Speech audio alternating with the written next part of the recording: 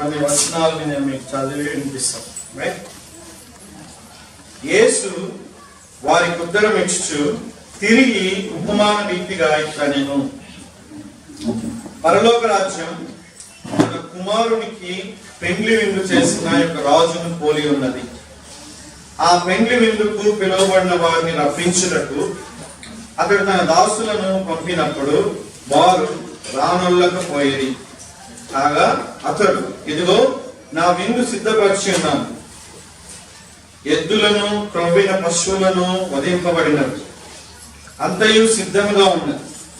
పెండ్లి విందుకు రండని పిలువబడిన వారితో చెప్పుడని వేరే దాసులను పంపాను. కానీ వారు లక్ష్యం చేయక ఒకడు తన పొలమునకు మరొకడు తన వర్తకమునకు వెళ్ళేది.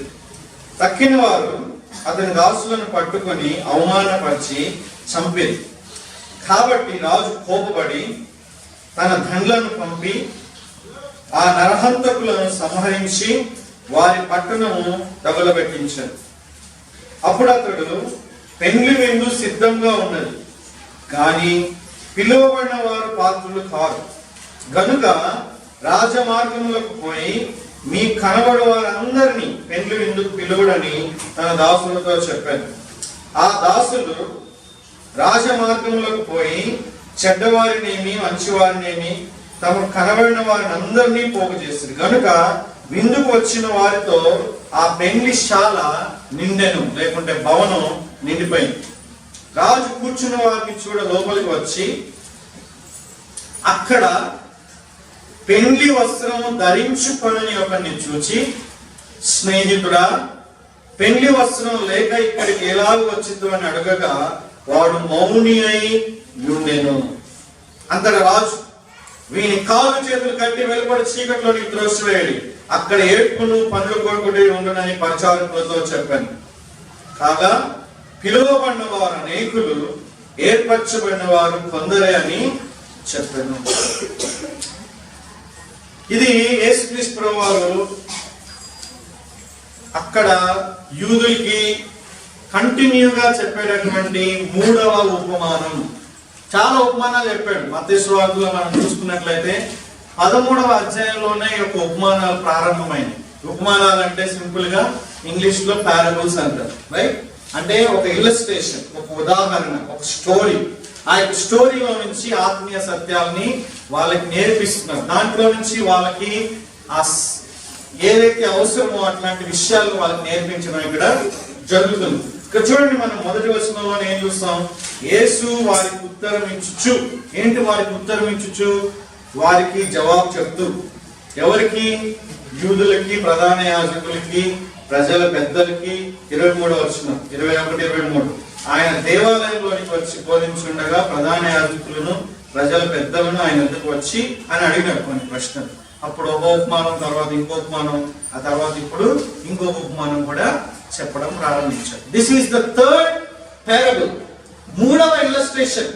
వాళ్ళకి అర్థం కావడానికి, వాళ్ళకి ఇంకా ఎక్కువగా ఈ విషయంలో క్లారిటీ రావడానికి, లేకుంటే అక్కడ ఉన్నటువంటి శిష్యులు, జన సమూహానికి కూడా ఈ విషయాలు తెలియజేయడానికి యేసుక్రీస్తు ప్రభువు వారు ఉదాహరణలు, ఈ యొక్క ఉపమానాలు, స్టోరీస్ తీసి చెప్పి ఆ స్టోరీస్ లో నుంచి వాళ్ళకి కొన్ని సత్యాలను నేర్పిస్తున్నారు. ఏంటి స్టోరీ అంటే? ఇది ఇంగ్లీష్ లో దీన్ని the parable of wedding feast అంటారు. అంటే పెండ్లి విందుకు సంబంధించినటువంటి ఉపమానము. ఎందుకంటే ఒక ఉపమానం, ఈ యొక్క ఉపమానంలో ఒక రాజు ఉన్నాడు, ఆయనకు ఒక కుమారుడు ఉన్నాడు. ఆయన కుమారుడు యొక్క పెండ్లి విందు గురించి జరిగినటువంటి విషయాన్ని ఇక్కడ ప్రస్తావిస్తున్నారు. ఈ యొక్క ఉపమానం మొత్తంలో మనం ఏం చూసుకున్నామంటే, ఆ రాజు తన యొక్క కుమారుని యొక్క పెండ్లి విందుకి చాలా మందిని ఆహ్వానిస్తాడు. తన దాసులను పంపిస్తాడు, సేవకులను పంపిస్తాడు. పంపించినప్పుడు సరైనటువంటి రెస్పాన్స్ ఉండదు, ఎవరు రారు, తిరిగి వచ్చేస్తాడు. మరలా పంపిస్తాడు. మరలా పంపిస్తే రాకపోవడం మానిపి ఏం చేస్తున్నారు? వాళ్ళు హేళన చేస్తున్నారు, అపహాసం చేస్తున్నారు, కొడుతున్నారు, తిడుతున్నారు, కొంతమందిని అయితే చంపేస్తారు. స్టోరీ. అప్పుడు ఏమైంది? రాజుకి కోపం వచ్చింది. రాజు కోపం వస్తే ఇంకేమైనా ఉందా అండి? When king gets angry, who can stop? ఎవరు నిలవగలరు? ఎవరు ఆపగలరు? ఆయన ఆయన ఆ నరహంతకుల్ని ఎవరైతే చంపి పంపించారో తన దాసుల్ని, వాళ్ళందరినీ కూడా ఏం చేస్తాడు ఆయన? ఏం చేస్తాడు చిట్టక్క? చంపేస్తాడు వాళ్ళందరినీ. ఏముంది ఇక్కడ? ఏమనుంది? కాబట్టి రాజు కోపపడి 7వ వచనం, తన దండ్లను పంపి ఆ నరహంతకులను సంహరించి వారి పట్టణము తగలబెట్టించెను. రాజు కోపం వచ్చింది. ఎందుకంటే ఆహ్వానాన్ని వాళ్ళు తిరస్కరించడమే కాకుండా ఎవరైతే ఆహ్వానాన్ని తీసుకువెళ్లారో వాళ్ళని కూడా అపహాసం చేశారు. కాబట్టి వాళ్ళు ఏం చేశాడు? ఆయన నాశనం చేసేసాడు. తర్వాత ఏం జరిగిందంటే ఆయన ఎవరైతే ఆహ్వానం లేదో, అటు సైడ్ ఇటు సైడ్ ఉంటారు కదా చాలా మంది, వాళ్ళందరినీ కూడా వెళ్ళి ఇట్లా రాజు యొక్క పెళ్లి విందు, రాజకుమార్ యొక్క పెళ్లి విందు మీరందరూ వచ్చి రావాలి అన్నప్పుడు చాలా మంది వస్తారు. ఎంత మంది వస్తారంటే 10వ వచనంలో మనం చూసినప్పుడు ఆ విందుకు వచ్చిన వారితో ఆ పెళ్లి శాల నిండిపోయింది. చాలా మంది వచ్చారు. ఇట్లాంటి సిమిలర్ కైండ్ ఆఫ్ స్టోరీ, ఇట్లాంటి స్టోరీయే ఇంకొక దగ్గర కూడా మనం చూస్తాం. సేమ్ సిమిలర్ ఇట్లాంటి స్టోరీ మనం ఇంకో దగ్గర కూడా చూస్తాం. అది లూకా సువార్తలో ఆ యొక్క స్టోరీని చూస్తాం. కానీ విత్ డిఫరెంట్ కాంటెక్స్ట్, వేరే సందర్భంలో ఇదే ఉపమానాన్ని ఆయన చెప్తాడు. కొంచెం దాంట్లో వేరే వేరే విషయాలు అక్కడ క్రోడీకరించడం జరిగింది. కానీ ఇక్కడైతే ఆ ప్రధాన యాజకులకి, యూదులకి వాళ్ళు అడిగిన ప్రశ్నకి ఆయన చెప్పడం జరిగింది. ముఖ్యంగా ఈ యొక్క ఉపమానం ఏ టైంలో జరిగింది తెలుసా అండి? యేసుక్రీస్తు ప్రభువు వారు శిలువకు వెళ్ళేటటువంటి కొన్ని రోజుల ముందు చెప్పినటువంటి ఉపమానం ఇది. ప్రాబబ్లీ వెన్స్డే అని కొంతమంది పండితులు అంటారు, కొంతమంది మండే అనొచ్చు. అంటే ఆ వారంలో జరిగినటువంటి విషయం. ఆయన అంజూరపు చెట్టుని శపిస్తాడు. ఆ తర్వాత దేవాలయంలోకి వెళ్ళి వాళ్ళందరినీ వ్యాపారం చేసే వాళ్ళని పక్కన పడేస్తాడు. ఆ తర్వాత జరిగినటువంటి సన్నివేశం ఇది. అక్కడ ఆయన దేవాలయంలో బోధిస్తున్నప్పుడు వాళ్ళు వచ్చినప్పుడు అడిగినప్పుడు ఆయన చెప్పినటువంటి ఉపమానాలు. ప్రాబబ్లీ ఆయన శిలువకు వెళ్ళేటటువంటి ఆయన తరుణంలో చాలా సమీపంగా ఉన్నటువంటి రోజుల్లో జరిగినటువంటి విషయం ఇది. కానీ ఈ ఉపమానంలో చాలా ఇంట్రెస్టింగ్ స్టోరీ, ఇంట్రెస్టింగ్ విషయం ఒకటి ఉంది, చాలా ఆసక్తికరమైనటువంటిది. మీరు ఎప్పుడు కూడా ఈ యొక్క విషయాన్ని ఆలోచించుకోవచ్చు. ఏంటది చూడండి, చాలా చాలా important. I want to tell you today. 11వ వచనం, రాజు ఆ విందుకు ఆహ్వానించిన వాళ్ళందరినీ కూడా లోపల వచ్చి వాళ్ళు భోజనం చేస్తుండొచ్చు, వాళ్ళు ఏమన్నా చేస్తుండొచ్చు, వాళ్ళ దగ్గరికి వెళ్ళాడు. వాళ్ళ దగ్గరికి వెళ్ళి అక్కడ పెండ్లి వస్త్రం ధరించుకొనని ఒకరిని చూచి, సో వీళ్ళందరిలో చాలా మంది ఉన్నారు, జనాలు ఎంతో మంది ఉన్నారు. కానీ ఒక వ్యక్తికి పెండ్లి వస్త్రం లేదు. ఆ పెండ్లి వస్త్రం లేకపోతే ఏం చేయాలి? వెళ్ళి వేసుకొని రా, లేకుంటే ఎందుకు వచ్చావు అని అనాలి కదా.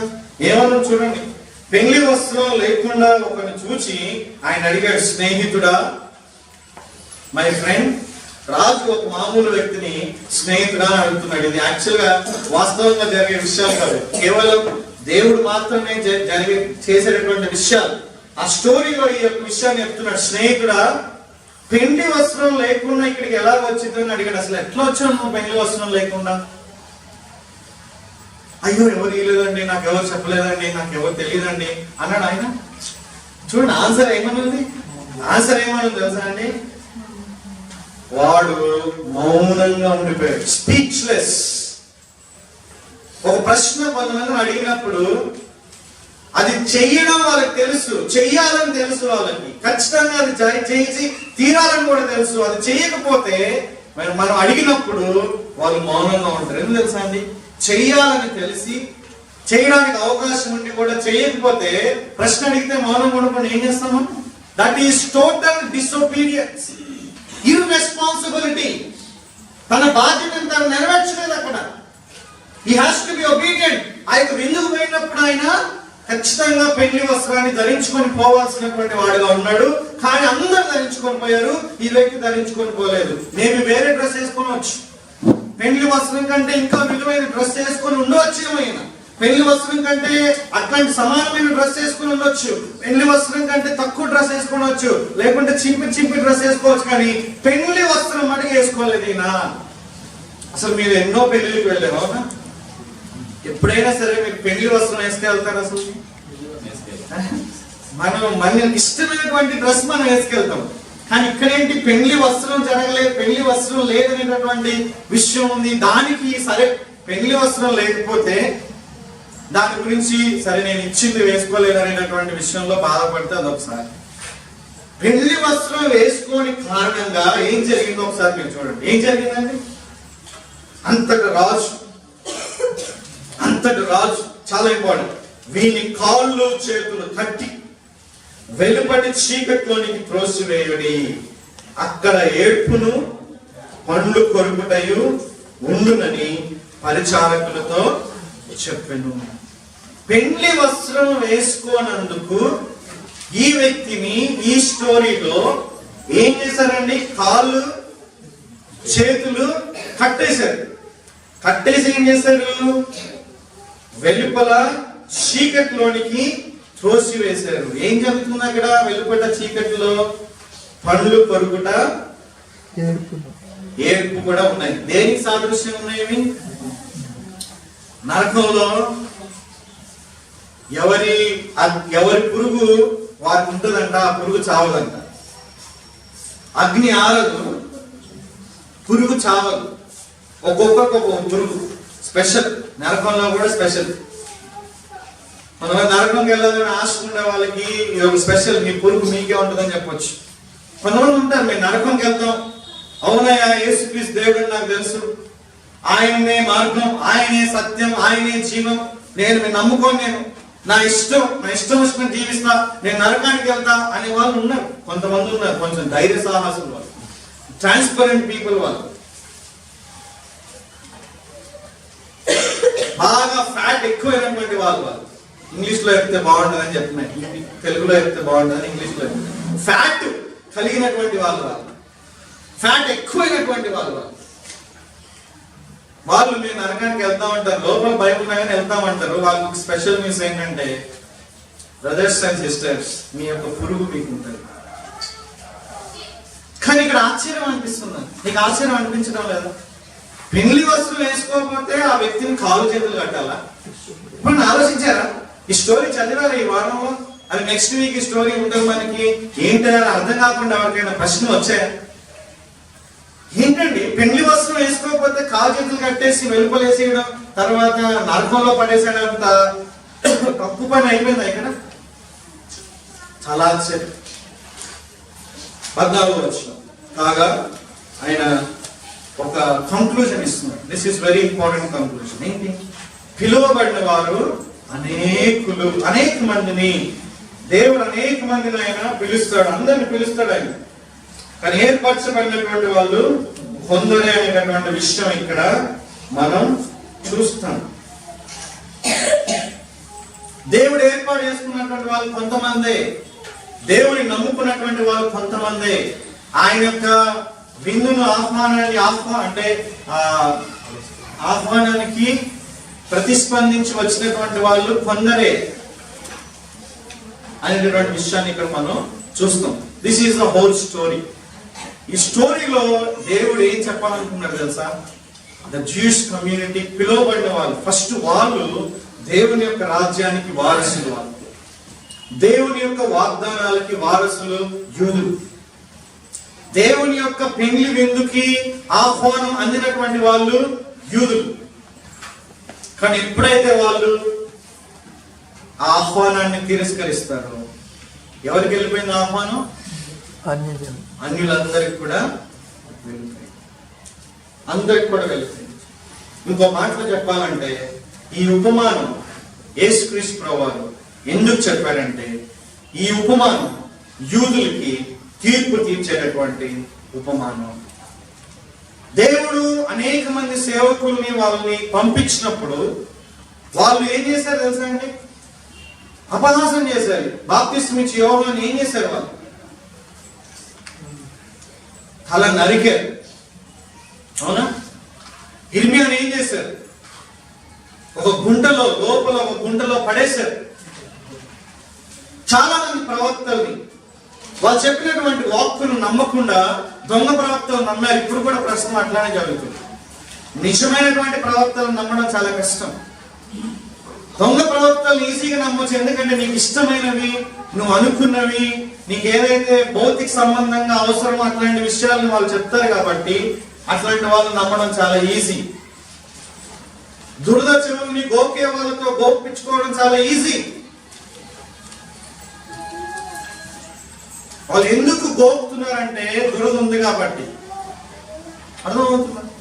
సో ఇక్కడ ఈ యొక్క ఉపమానం మొత్తం యొక్క మేజర్ ఎంఫసిస్, మెయిన్ మీనింగ్ ఏంటంటే this is the judgement of God. రాజు కోప్పడు ఏం చేశాడు? వాళ్ళని నాశనం చేసేసాడు. రాజు కోప్పడు ఏం చేశాడు? వాళ్ళని నాశనం చేసేసాడు. ఆ విధంగా యూదుల్ని, అంటే యూదులు ఎవరైతే తిరస్కరించారో వాళ్ళందరూ కూడా, ముఖ్యంగా క్రీస్తు శకం 70వ సంవత్సరంలో వాళ్ళందరూ చాలా మంది నాశనం అయిపోయారు. వాళ్ళు సిలువలోకి వెళ్ళిన యేసుక్రీస్తు సిలువ వేసినప్పుడు కూడా వాళ్ళు ఏమన్నారండి? ఏమన్నారు వాళ్ళు? ఈ యొక్క నిరపరాధుల రక్తం గురించి ఆయన పిలాతు మాట్లాడుతున్నప్పుడు వాళ్ళు ఏమన్నారంటే, ఆ రక్తం మా మీద, మా పిల్లల మీద పడుగాక అన్నారు వాళ్ళు. ఆ విధంగానే జరిగింది. లిటరల్ గా అక్కడ ఉన్నటువంటి ఆ తరంలో ఉన్నటువంటి వాళ్ళు దేవుని యొక్క ఉగ్రతకు పాత్రులుగా ఎంచబడ్డారు. అంతేకాదు కేవలం భౌతిక సంబంధమైనటువంటి నాశనమే కాకుండా నిత్య నాశనాన్ని వాళ్ళు పొందుకున్నారు. తర్వాత సరే యూదులు తిరస్కరించారు, వాళ్ళు నాశనం చేశారు ఈ స్టోరీలో. మరి అన్నిల్లో కూడా ఒక వ్యక్తి వచ్చాడు, పెళ్లి వస్త్రం వేసుకోలేదు. ఆ వ్యక్తిని ఎందుకు చేశాడు అట్లా? పెళ్లి వస్త్రం వేసుకోకపోతే ఆ వ్యక్తిని అట్లా చేయించారు. మీరు ఒకసారి యూదుల యొక్క సంస్కృతిని మనం చూస్తాం. In the ancient Jewish wedding, అంటే యూదులు చేసుకునేటటువంటి యొక్క పెళ్లి విందుల్లో the groom always provided the garments for the guest to wear. పెళ్లి కుమారుడు ఎవరైతే గెస్ట్లు వస్తారో వాళ్ళందరికీ కూడా పెళ్లి వస్త్రాన్ని ఇచ్చేవాడు. మనకి లేదా యొక్క సంస్కృతి? ఒక్కొక్క దేశంలో, ఒక్కొక్క ప్రాంతంలో ఒక్కొక్క సంస్కృతి ఉంటుంది. కానీ యూదుల యొక్క సంస్కృతిలో వాళ్ళు పెళ్లి ఎవరైతే చేస్తున్నారో, ముఖ్యంగా పెళ్లి కుమారుడు, అక్కడ ఉన్నటువంటి వాళ్ళందరికీ కూడా పెళ్లి వస్త్రాన్ని ఇచ్చేవాడు. That is one of the ఏమంటారు సాంప్రదాయం, ట్రెడిషన్ ఆఫ్ జూయిష్ కమ్యూనిటీ. ఇంకా ఇంకో మాటలు చెప్పాలంటే, in the blood covenant ritual each of the two men participating would put their coats on one another. అంటే కొంతమంది అయితే వాళ్ళు ఒకరి యొక్క కోట్ ని తీసి ఇంకొకరు వేసుకోవడం, వాళ్ళ కోట్ ని వీళ్ళు వేసుకోవడం, ఆ యొక్క ప్రేమను ఆ విధంగా కూడా చూపించుకుంటారు. This would symbolize that they were putting on their nature onto the other. Also they would exchange belts. వాళ్ళు కొన్నిసార్లు వాళ్ళ యొక్క బెల్ట్ కూడా వాళ్ళు మార్చుకుంటారు. వాళ్ళ బెల్ట్ వీళ్ళు, వీళ్ళ బెల్ట్ వాళ్ళు. The belt that is the belt is what carried their weapons.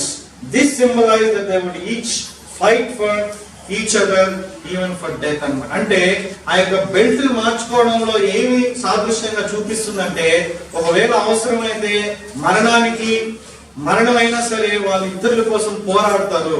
అంటే ఆ యొక్క స్నేహ బంధం, ఇట్లాంటి వాటికి కొన్ని నిదర్శనాలు. సో ముఖ్యంగా మనం వెడ్డింగ్ గురించి మాట్లాడుతున్నాం. మీకు ఇంకా వెడ్డింగ్ గురించి 25th చాప్టర్ లో వస్తుంది. చాలా అమేజింగ్ విషయాలు మీకు తెలుస్తాయి. 25వ అధ్యాయంలో మీకు కంటిన్యూగా చదవండి.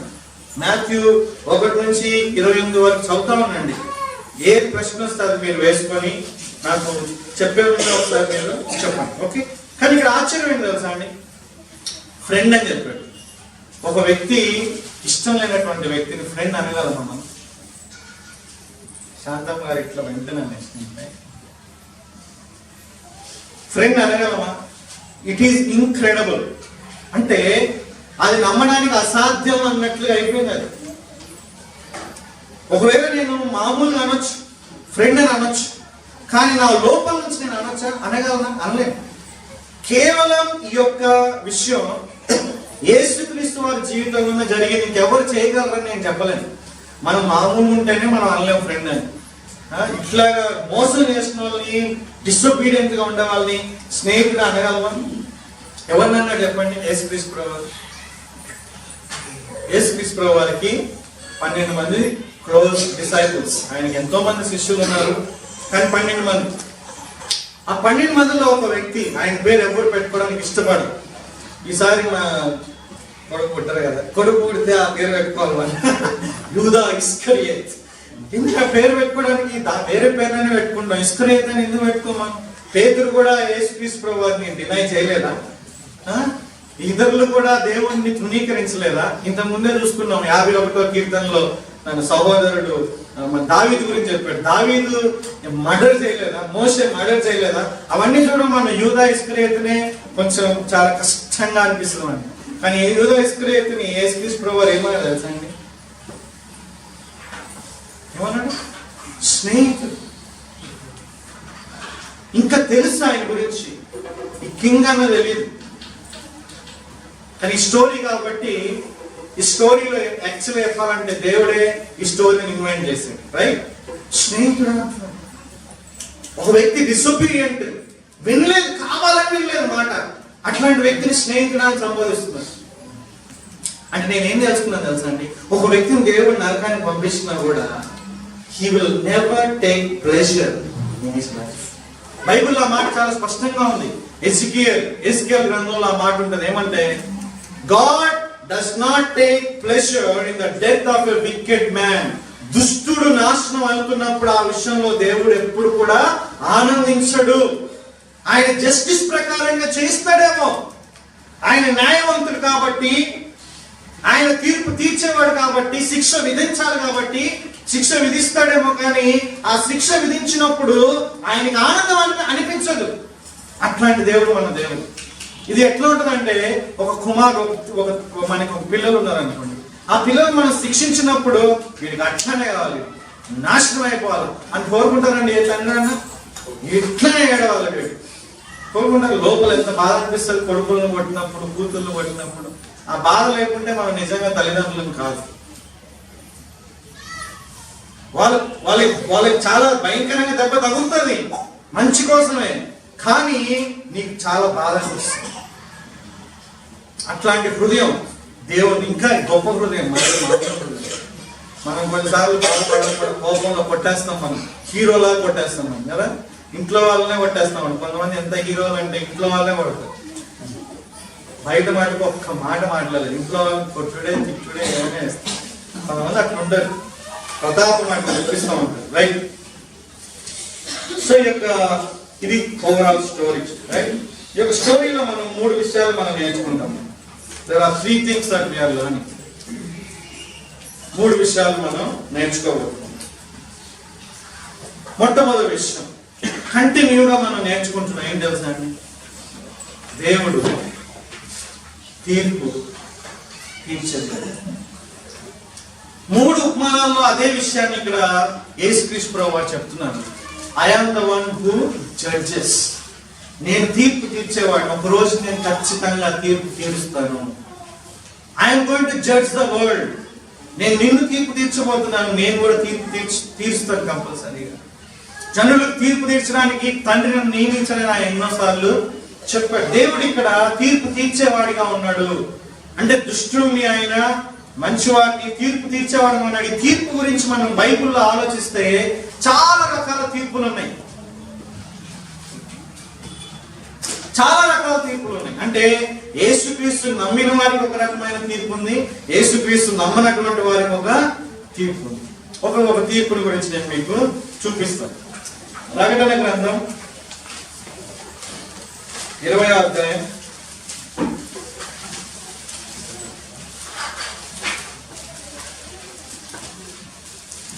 ఇక్కడ ప్రకటన 20లో ఒక తీర్పు గురించి మాట్లాడతారు. ఓకే, 11వ వచనం నుంచి. మరియు ధవలమైన మహాసింహాసనమును దాని యందు ఆసీనుడై ఉన్న ఒకరిని చూచితిని. భూమి ఆకాశంలో ఆయన సముద్రం నుండి పారిపోయాను, వాటికి నిలువ చోటు కనబడకపోయాను. మరియు గొప్పవారేమి కొద్దివారేమి మృతులైన వారందరూ ఆ సింహాసనం ఎదుట నిలువబడి ఉంటుట చూచితిని. అప్పుడు గ్రంథములు విప్పబడి మరియు జీవ గ్రంథములు వేరొక గ్రంథం విప్పబడి ఆ గ్రంథంలో ఎందుకు రాయబడి ఉన్న వాటిని బట్టి తమ క్రియల చొప్పున మృతులు తీర్పు పొందింది. సముద్రం తనలో ఉన్న మృతులను అప్పగించింది. మరణమును పాతాళ లోకమును వాటి వశంలో ఉన్న మృతులను అప్పగించింది. వారిలో ప్రతివాడు తన క్రియల చొప్పున తీర్పు పొందెను. మరణమును మృతుల లోకమును అగ్నిగుండంలో పడవేయబడెను. ఈ అగ్నిగుండం రెండవ మరణము. ఎవని పేరైనను జీవ గ్రంథమందు రాయబడినట్లు కనబడని ఎడల వాడు అగ్నిగుండంలో పడవేయబడును. ఇది ధవల సింహాసనం ఎదుట ఉండేటటువంటి తీర్పు.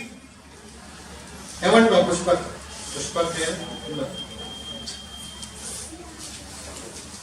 వైట్ థ్రోన్, ధవలం మెరిసిపోయేటటువంటి ఆ సింహాసనం.